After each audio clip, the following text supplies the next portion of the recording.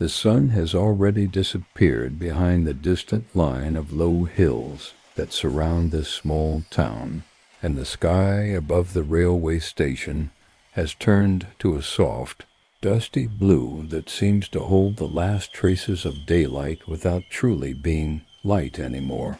The platform is empty now, completely empty, and the wooden boards that form its surface are smooth and worn from decades of footsteps, though at this hour there are no footsteps at all. The station master stands near the edge of the platform, his hands resting lightly in the pockets of his dark uniform jacket, and he watches the color drain slowly from the world around him as evening settles into night. He has done this many times before, stood here at this exact spot at this exact time, and there is something deeply comforting in the familiarity of it all, and knowing that tonight will unfold in precisely the same way as all the nights that came before it. The last train of the day departed nearly an hour ago, a slow local service that carried only a handful of passengers, and since then the station has been his alone. He watched the red tail light of that train grow smaller and smaller as it moved away down the tracks, heading toward the next town, and then it disappeared around a gentle curve, and there was nothing left but the empty rails stretching away into the gathering dusk. Now the station belongs entirely to the evening, to the quiet, and to him. He turns slowly and begins to walk back toward the small station building, his footsteps making soft, hollow sounds against the wooden planks, a rhythm that is slow and steady and unchanging. There is no hurry in his movements, no sense of urgency or concern, only the calm progression through a routine that has been repeated so many times it has become something like a ritual, something sacred in its predictability. The station building itself is modest, a single-story structure with whitewashed walls and a sloping roof of dark slate tiles. There is a small waiting room with wooden benches worn smooth by years of use, a ticket window that is now closed and shuttered, and beyond that his own small office where he will spend the long hours of the night. The last few travelers have long since departed, their footsteps and voices faded completely, and the waiting room is silent and still. He pauses at the doorway and looks inside, taking in the familiar scene, the rows of empty benches, the large clock on the wall whose hands move with a slow, patient rhythm, the faint smell of old wood, and the lingering trace of someone's cologne or perfume from earlier in the day. Everything is exactly as it should be, exactly as it always is at this time of evening, and he feels a deep sense of quiet satisfaction in this unchanging reliability. He moves through the waiting room slowly, checking that the windows are secure, that the benches are tidy, that nothing has been left behind by the day's travelers. His movements are methodical and unhurried, each action flowing naturally into the next, and there is a kind of meditative quality to these simple tasks. He finds a newspaper on one of the benches, folded neatly but forgotten, and he picks it up and tucks it under his arm to place in the recycling later.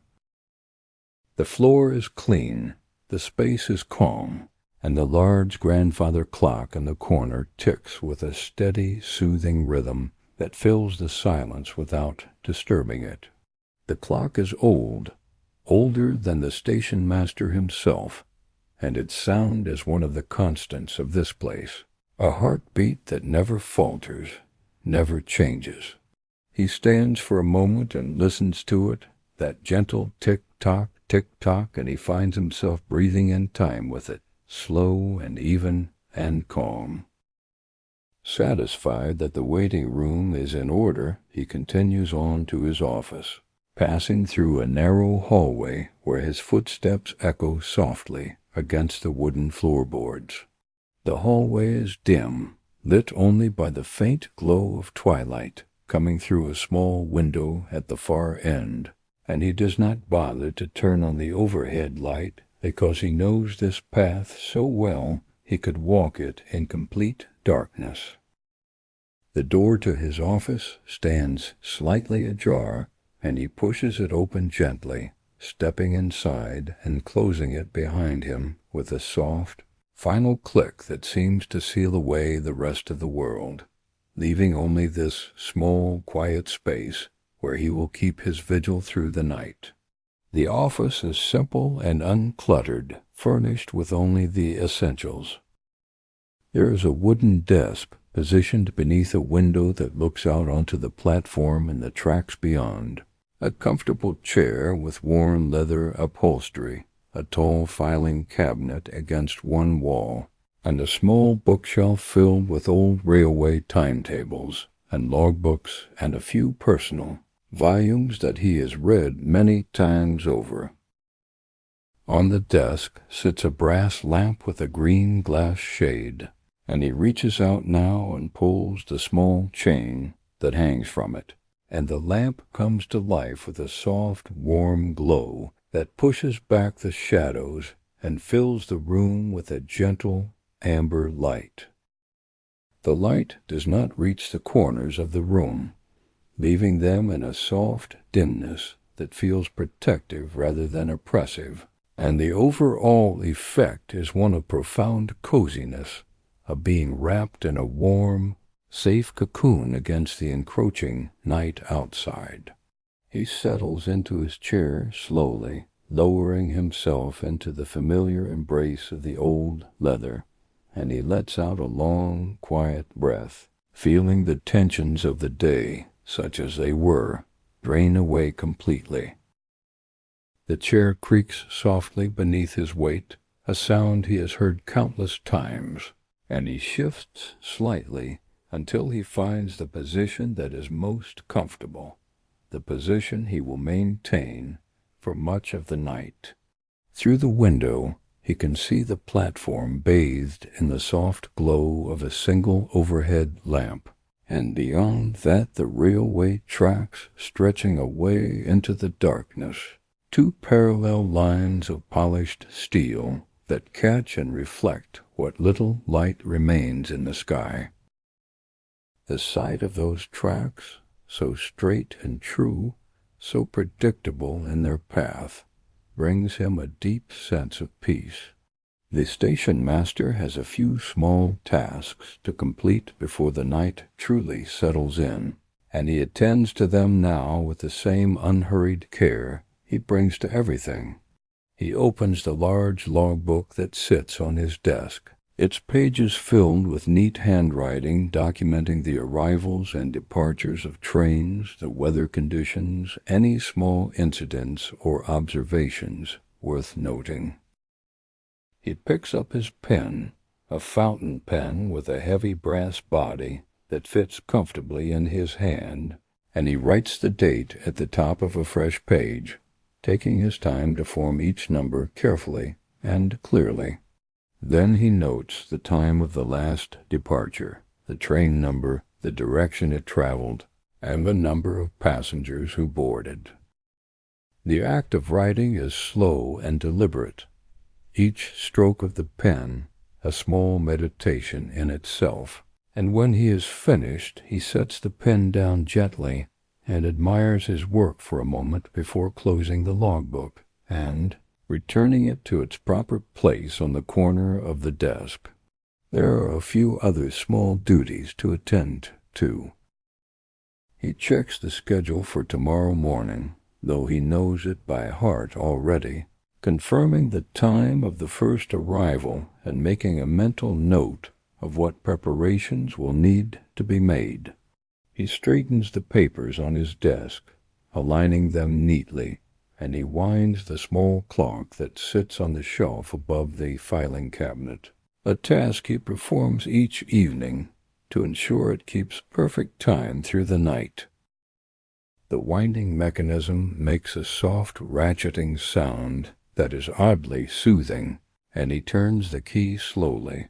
feeling the resistance build, and then ease as the spring tightens. And when it is fully wound, he releases the key gently and listens to the clock resume its quiet ticking. Another layer of sound joining the grandfather clock in the waiting room, the two of them creating a gentle, overlapping rhythm that defines the passage of time in this place. With his tasks complete, he allows himself to settle more fully into the stillness of the night. He leans back in his chair and turns his gaze to the window, looking out at the platform and the tracks beyond. The sky has darkened considerably now, transitioning from that dusty blue to a deeper indigo, and the first stars are beginning to appear, tiny points of light that seem impossibly far away and yet somehow reassuring in their constancy. The platform lamp casts a pool of soft yellow light across the wooden boards, creating long shadows that stretch away into the darkness, and beyond the edge of the platform there is nothing but the vague shapes of trees and fields dissolving into the night.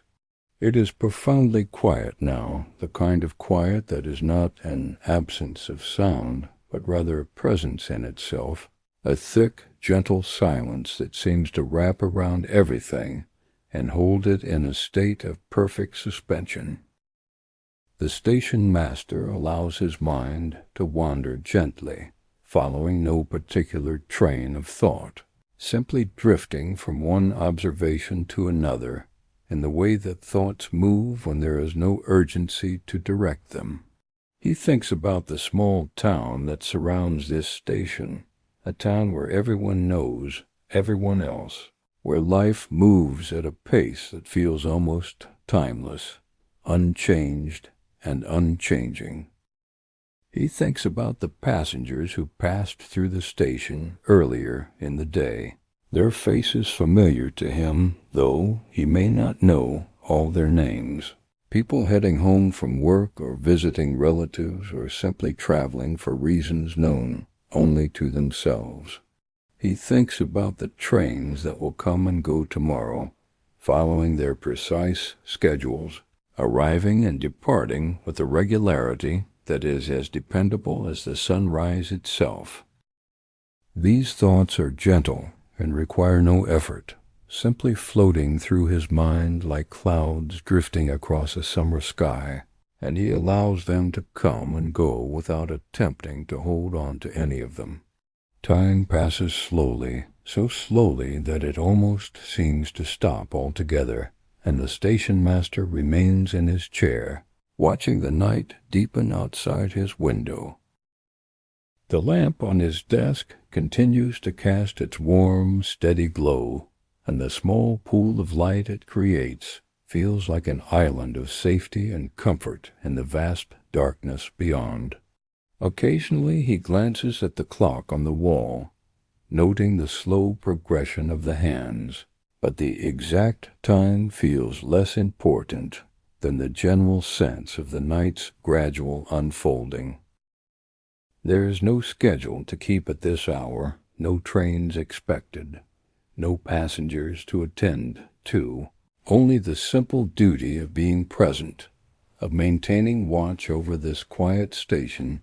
through the long, peaceful hours until dawn. At some point he becomes aware of a new sound, or rather an old sound that he had not been consciously noticing until now, the soft whisper of wind moving through the trees that line the far side of the tracks. It is a gentle sound, barely audible, like a long, slow exhalation, and it seems to ebb and flow in a rhythm all its own, rising slightly and then falling away, never growing loud or insistent, simply present in the background of the night's soundscape. He listens to it for a while, this quiet breathing of the wind, and he finds it deeply soothing, another layer added to the ticking of the clocks and the silence that surrounds them all. The grandfather clock in the waiting room chimes once, a single deep note that resonates through the building, marking the hour, though he does not bother to count which hour it might be. The chime is absorbed quickly into the silence, fading away until only its memory remains, and then even that is gone, and there is only the steady ticking once more. He shifts slightly in his chair, adjusting his position, and the leather creaks softly in response. Outside, the platform remains empty, the tracks remain still, and the night continues its slow, inexorable progression toward the deepest hours of darkness. The station master rises from his chair now, moving slowly and quietly, and he decides to make a pot of tea, something warm, to accompany him through the rest of the evening.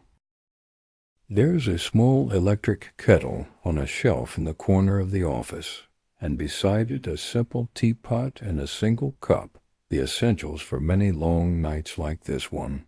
He fills the kettle at a tiny sink in the hallway, the sound of running water, momentarily bright and clear in the silence, and then he returns to the office and sets the kettle to boil. While he waits, he stands by the window, his hands clasped loosely behind his back, and he looks out at the night, at the empty platform, at the dark shapes of the world beyond the station's small circle of light.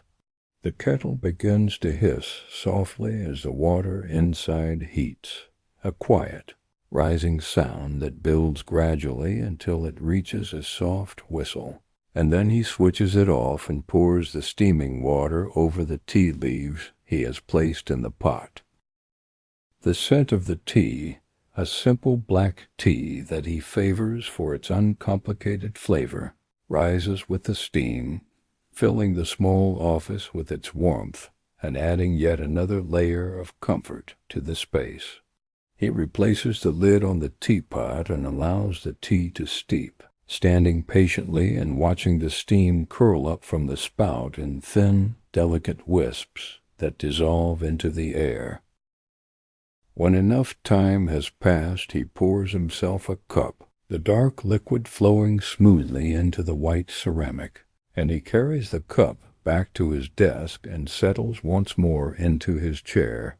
The tea is hot, but not scalding, and he sips it slowly, savoring the warmth and the familiar taste, the way it seems to spread through his chest and settle somewhere deep inside, a small point of heat against the cool stillness of the night.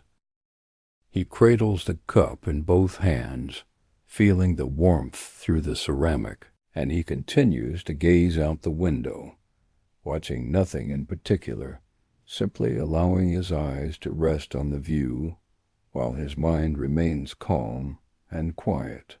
The tea does not wake him or energize him, but rather deepens the sense of peaceful contentment he already feels, enhancing the cocoon of warmth and safety that his small office provides.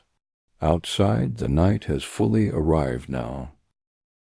The sky is a deep, velvety black, scattered with stars that seem to pulse softly with their own light, and the thin crescent of a moon hangs low on the horizon, casting almost no illumination, but beautiful to look at nonetheless. The platform lamp continues to glow steadily, a small defiance against the darkness, and the tracks gleam faintly where the light touches them, two ribbons of reflected shine that lead away into nothingness.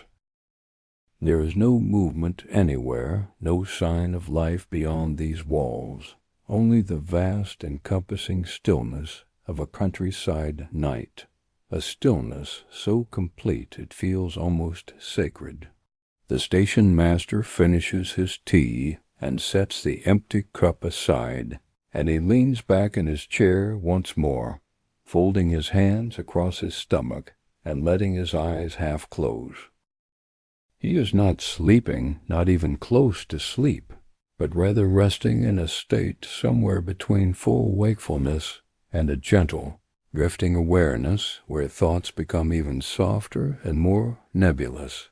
where the passage of time becomes even less defined. The sounds of the station continue around him, the ticking of the clocks, the occasional creak of the building settling, the soft whisper of wind outside, and these sounds blend together into a kind of symphony of quietness, a composition written in the softest tones imaginable. Time continues its slow march forward, though from his position in the comfortable chair it feels less like marching and more like drifting, a gentle floating through the hours, without effort or resistance. At some point he becomes aware of a distant sound, so faint at first that he is not certain he has truly heard it, but as the seconds pass it grows incrementally clearer, more distinct. It is the sound of a train, far away, traveling through the night on some distant section of track, perhaps on a parallel line miles from here, or perhaps on this very line but so far off that the sound takes a long time to reach him. He listens carefully, his head tilted slightly, and yes, there it is, a low, rhythmic rumble of wheels on rails, a sound that is both mechanical and somehow organic, a heartbeat of steel and motion that pulses through the darkness. The sound grows gradually louder, though never truly loud, approaching slowly from some indeterminate direction, and he wonders idly what train it might be, what cargo or passengers it might carry, where it is going at this late hour. But the wondering is idle, requiring no answer, and he simply listens as the sound reaches its peak, a steady rumble that he can feel as much as hear, a vibration that seems to travel through the ground and up through the foundations of the building and into his chair. And then, just as gradually as it approached, the sound begins to fade, diminishing slowly until it is once again just a faint murmur in the distance, and then it is gone altogether, swallowed by the night, leaving behind only the memory of its passage and the return of the deeper silence that had been there before. The station master smiles slightly at the sound of the distant train, a small expression of satisfaction at this momentary connection to the larger railway network of which his small station is a part. Even in the dead of night, even in this remote place, the trains continue their journeys, carrying people and goods across the countryside, linking towns and cities in an endless web of motion and purpose. And yet here, at this particular station, on this particular night, there is no motion at all, only stillness and peace, and he finds both states equally satisfying. The knowledge that the world continues to turn beyond these walls while he remains here, a quiet guardian of this small, unchanging place. He rises from his chair again, moving stiffly now after sitting for so long, and he walks slowly to the window, pressing his hand against the cool glass and looking out at the night. His breath forms a small patch of condensation on the window, and he watches it appear and then slowly fade as the moisture evaporates, a tiny transient phenomenon that exists for just a moment before vanishing. The platform is empty, as it has been all evening, and the tracks stretch away into the darkness, unchanged and unchanging. He can see his own reflection in the glass, a ghostly figure superimposed over the view outside, and he regards himself for a moment. This man in the dark uniform, the station master of a small town station, keeper of the night shift, and he feels no dissatisfaction with what he sees. only a quiet acceptance of who he is and what he does. Returning to his desk, he sits once more and reaches for the small book he keeps in the top drawer, a volume of poetry that he has read many times over the years. The pages are soft and worn, the spine cracked in several places from being opened and closed so often, and he lets the book fall open naturally to a page somewhere in the middle. He does not read with any urgency or focus, his eyes simply moving over the words at their own pace, absorbing them without analyzing, letting the rhythm and the images wash over him like gentle waves.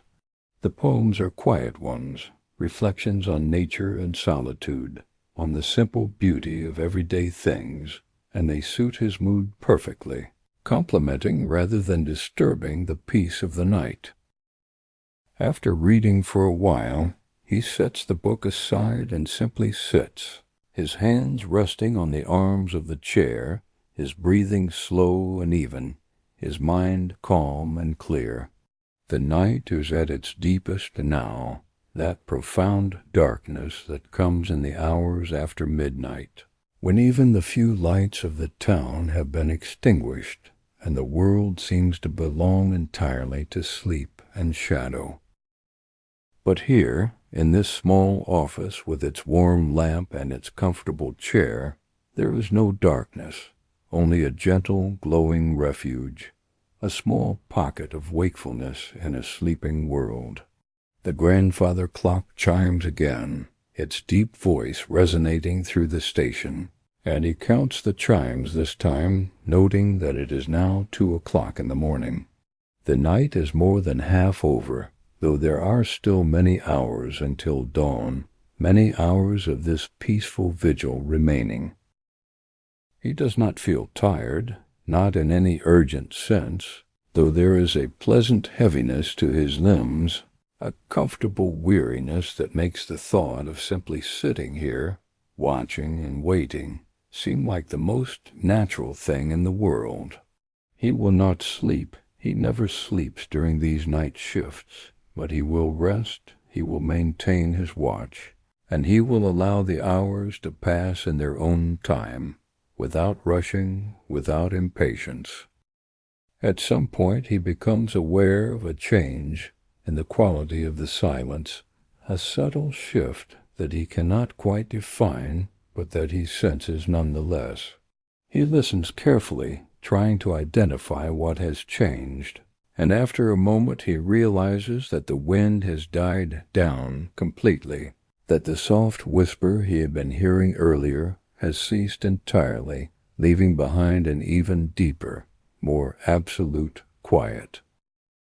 The absence of the wind makes the ticking of the clocks seem louder, more prominent, and he focuses on that sound now, on the steady, unchanging rhythm that measures out the seconds and minutes and hours, dividing the night into small, manageable increments. He stands and walks to the door of his office, opening it quietly and stepping out into the hallway.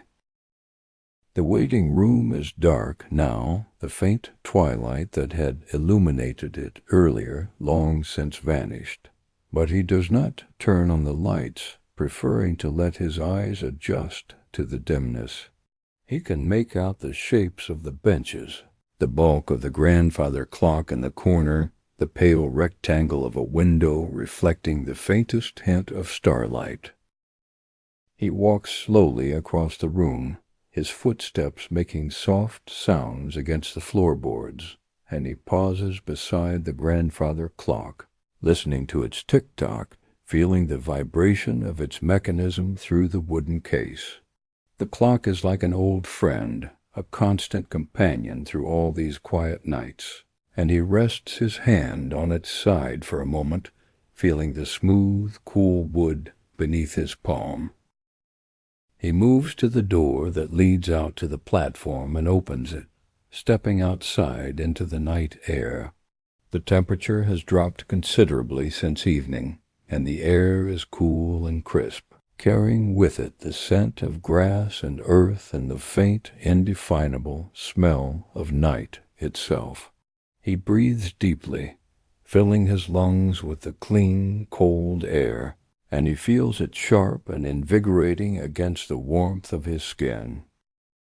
Above him the stars are brilliant now, uncountable points of light scattered across the vast dome of the sky, and he tilts his head back to look up at them, feeling small and insignificant beneath their ancient gaze, and yet also part of something larger, something eternal and unchanging. The platform is silent and empty, just as he knew it would be, and he walks slowly along its length, his hands in his pockets, his breath forming small clouds of vapor in the cold air. The wooden boards beneath his feet are solid and familiar, each plank known to him, each slight irregularity memorized through years of walking this same path. He reaches the far end of the platform and stands there, looking down the tracks, watching them disappear into the darkness, and he imagines all the places those tracks lead, all the stations and towns and cities connected by these two simple lines of steel. But those places feel very far away right now, almost unreal, and the only reality is here, this platform, this station, this moment of perfect, undisturbed peace. After standing outside for several minutes, feeling the cold begin to seep through his jacket, he returns inside, closing the door gently behind him and shutting out the night. The warmth of the station envelops him immediately, a welcome contrast to the cold outside, and he makes his way back through the darkened waiting room and down the hallway to his office. The lamp on his desk is still burning steadily, casting the same warm amber glow, and he settles back into his chair with a small sigh of contentment, feeling the familiar embrace of the leather and the comfort of being back in his small sanctuary. The hours continue to pass, each one much like the one before it, a gentle repetition that is soothing rather than monotonous. He reads a bit more from his book of poetry. He sips a second cup of tea that he prepares in the same careful, unhurried way as the first, and he spends long periods simply sitting and looking out the window, watching the unchanging view with a kind of meditation. His thoughts remain soft and unfocused, drifting from subject to subject, without any particular direction or purpose, and he allows them to wander where they will, following no agenda, pursuing no conclusions. At one point he notices a slight lightening of the darkness outside, an almost imperceptible shift from the deepest black toward something marginally less absolute, and he realizes that dawn is beginning its slow approach, still hours away, but sending its earliest, faintest heralds ahead. The stars seem to pulse a bit more brightly in response, as if aware that their time is limited, that soon the sun will rise and wash them from the sky, rendering them invisible, even though they will still be there, still shining, hidden only by the greater light of day. He watches this subtle transformation with quiet attention, noting the gradual changes, the way the darkness seems to hold its breath before the inevitable arrival of morning. The grandfather clock chimes 3 times, then later 4 times, marking the progression of the night, and with each chime he feels the approach of dawn growing more certain, more real. But he does not hurry toward it, does not wish the night away, content instead to let it unfold at its own pace, savoring these final hours of quiet and solitude. There is something precious about this time, this deep night, when the world sleeps and he alone keeps watch, and he knows that when morning comes and the first train arrives and the platform fills once more with people and noise and movement, this particular quality of peace will be lost, replaced by the different rhythms of the day. But that is still some time away, and for now the night holds, and he remains in his chair, watching and waiting, a silent guardian of this small station, this small corner of the world where nothing ever changes and everything remains exactly as it should be. The lamp continues to burn, the clocks continue their steady ticking, and outside the tracks stretch away into the darkness, two lines of steel that lead nowhere and everywhere, constant and unchanging, a path that has been traveled countless times and will be traveled countless times more. He closes his eyes for a moment, not sleeping, but simply resting them, and he listens to the sounds around him, the familiar symphony of the quiet station at night. The ticking of the clocks, the soft hum of the electric lamp, the occasional creak of the building, the profound silence beyond the walls, all of these sounds blend together into something that is not quite music, but is beautiful nonetheless, a composition of stillness and time and solitude that speaks to something deep within him, something that finds peace in simplicity and comfort in routine. When he opens his eyes again, the view outside is unchanged, the platform still empty, the tracks still gleaming faintly in the light of the single lamp, the darkness still deep and encompassing. He lets out a long, slow breath and allows himself to sink even deeper into the chair, his body relaxed, his mind calm, his spirit at peace. There is nowhere he needs to be, nothing he needs to do, only this, sitting here in the warm glow of the lamp, keeping watch through the night, fulfilling his duty with quiet dedication, and finding in that duty a kind of contentment that asks for nothing more. The night deepens around the station, wrapping it in layers of silence and shadow, and the station master remains at his post, a small point of wakefulness in a sleeping world, a guardian of this peaceful place where the trains come and go, but where tonight, in these quiet hours, there is only stillness, only peace, only the gentle passage of time marked by the steady ticking of the clocks and the soft glow of the lamp on the desk. And in this moment, suspended between the night that was and the morning that will be, everything is exactly as it should be, perfect in its simplicity, beautiful in its quietness, a sanctuary of calm in an ever-turning world. The stars outside continue their slow wheel across the sky. The tracks continue their endless reach into the darkness, and the station master continues his watch, patient and unhurried, content to be exactly where he is, doing exactly what he does, a keeper of the night at a small-town railway station, where nothing ever happens and everything remains forever peaceful, forever still, forever safe.